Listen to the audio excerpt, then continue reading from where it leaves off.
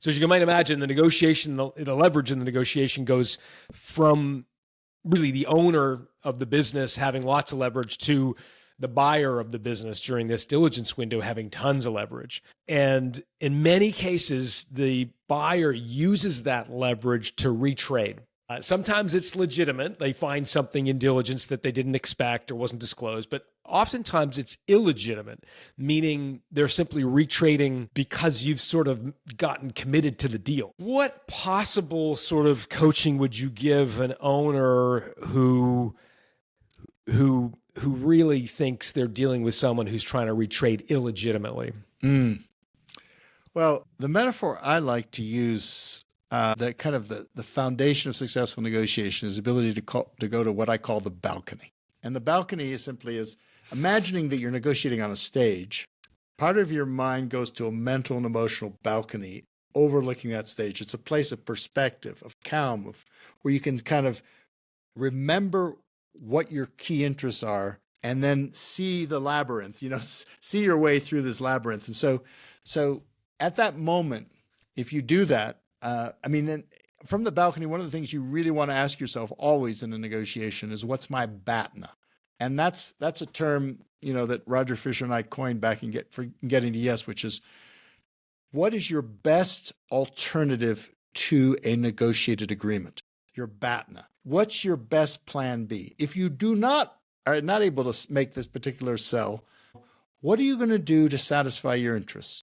Are you going to keep building the business? Do you have another potential seller in mind, or what are you going to do? What are you going to do? Understanding your BATNA is absolutely critical, because BATNA actually is a key determinant of power. You understand your BATNA, and then from the balcony perspective, you need to understand the other side's BATNA. What are they going to do if they don't buy your business, right? And every negotiation takes place within the limits of what each side sees as their BATNAs. Now, BATNAs are perceived as well as real, right? So in that situation that you just gave, the whole question of leverage is, before you sign that particular term with the LOI, LOI, your BATNA is strong. You're saying, okay, if I don't deal with you, I'll deal with someone else, right?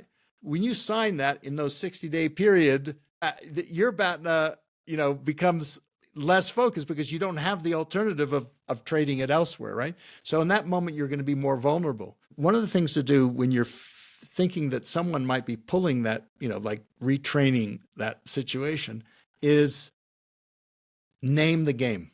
Like, okay, that's the game. When you name the game from a balcony perspective, you neutralize its effect on you. You say, I can see. That's the tactic. If you're selling your baby, it's hard for you to go to the balcony. You take it so personally. You've got your expectations, your hopes. Oh, you're doing it. You've been telling your friends you're going to do this. So use your agent, use your lawyer, use your friends, use your colleagues. Make sure you consult with them. Make sure that you yourself, if you can limit your own authority to make decisions and say, I can't make that decision without consulting. Just make sure you limit that, so you give yourself that chance to go to the balcony. Because so many times in negotiation, I find we make decisions on the spot that we later come to regret, because they are worse for us than our BATNA, than our best alternative to negotiated agreement. I read about the balcony, and I loved it as a concept, because I do think that disassociated sense of yourself looking in on the negotiation is so powerful, because emotions run really hot in this kind of negotiation. Because it's interesting because it's one-sided. Here's what I mean. When you're selling a company, it's an emotional expression of you as a person. It's like, it's how you serve customers, your brand, your promise to, like, it's all you. And on the other side, it's very clinical. It's a private equity group. They don't buy your business. They'll buy another business. It's a corporate, it's just dollars and cents. It's not emotional for them. And so there's this huge mismatch in emotional temperature where the seller is highly emotive, like very, very emotional about the experience, like giving away their baby, as you point out correctly. On the other side, it's very clinical, almost mercenary. Yeah. So the key thing is that before you negotiate with the other, the most important negotiation you have is with yourself. If we cannot influence ourselves, it's going to be hard to influence the other. And, the single biggest obstacle to me getting what I want in a negotiation, particularly when something's emotional, is not the difficult person on the other side of the table. It's the difficult person on this side of the table. It's me. It's the person I look at in the mirror every morning. So negotiation turns out, particularly in these kinds of situations you're describing, to be an inside game. It's an inside game first. It goes from the inside out, which is why, there's an old saying, when angry, you will make the best speech you will ever regret. When you're in a situation like that, you may make a preemptive concession that you shouldn't be making. You may be saying yes, because you're so excited, or whatever it is, or you might react another way. So just understanding that that's going to be the case, that there's an asymmetry in the emotional stakes here. Set it up so that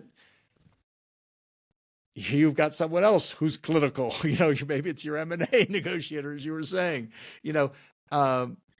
Understand, ask your friends, ask your spouse, ask people to, hey, restrain me. I don't know if you remember in the ancient Homer classic, Odysseus